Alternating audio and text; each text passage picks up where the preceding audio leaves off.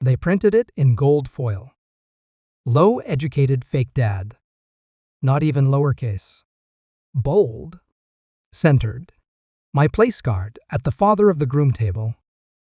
Her family lawyers, professors, some smug bureaucrat burst into laughter before I even sat down. One of them whispered, just loud enough, guess anyone can raise a kid these days. I stood there like an idiot, hands trembling, staring at the chair I'd never imagined would humiliate me. My son, my blood didn't react. Just adjusted his cufflinks and kept talking to his new in-laws. I should have walked out then, but I didn't. Not yet. He was 3 when she left. No note. No goodbye. Just diapers, debt, and silence. I worked construction by day and cleaned school halls at night. Ate cold rice while he snored beside me on a second-hand mattress.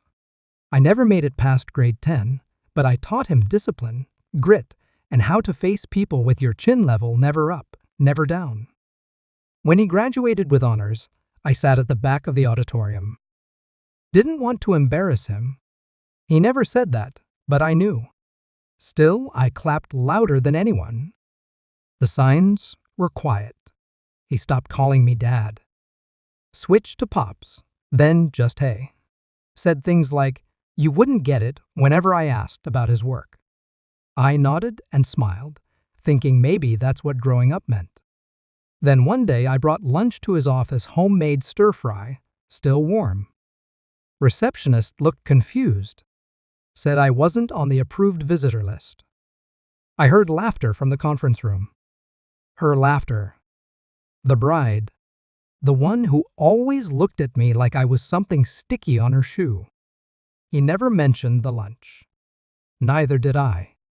It wasn't the laughter that broke me. It was the way he looked away when I reached for the plate. Like he'd rather I disappear than be seen near his new family. So I stood. Quietly. Straightened my jacket. My fingers brushed over the words on that nameplate one last time. I turned to leave. No scene.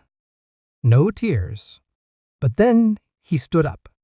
Walked past his wife, past her smug relatives, and caught up to me at the door. He said, Dad, let's go home. Not sorry. Not ashamed. Just a command. As if he was doing me a favor. I left alone. But I didn't go home. Not yet. They had no idea who really built the foundation under their empire. While he was at college, I worked on data centers. Built server rooms. Learned how tech companies scaled from the inside. One winter, I invested in a small cybersecurity firm, a favor for an old friend I saved from foreclosure. That favor turned into 38% ownership. And guess who the firm's latest client was? His company. The one he founded with his wife. The one that just landed a major government contract.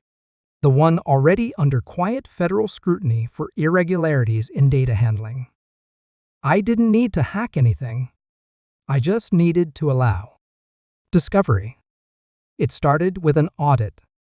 Then came the subpoenas. Data leaks. A whistleblower report anonymous.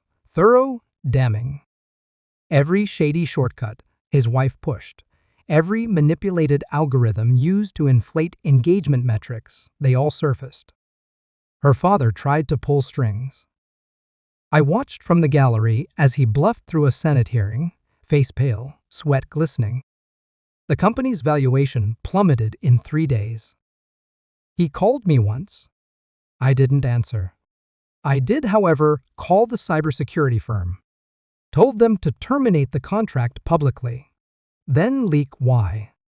Breach of ethical integrity. It made headlines. Investors fled. Partners froze contracts. Layoffs began. And still I remained unseen.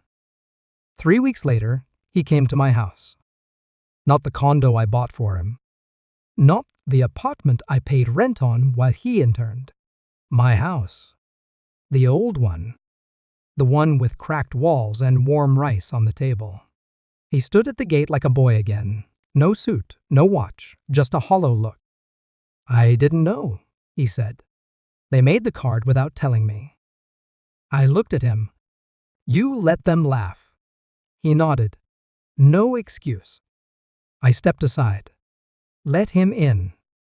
Not because I forgave him, but because silence is a sharper punishment than fury. He lives here now, humbled, jobless, learning how to live without status. Me? I go to work still. Not because I need to, but because I like the feel of earth in my hands. I'm not a fake dad. I'm the man who taught a boy everything, and then taught him what happens when you forget where you came from. And that was the real education.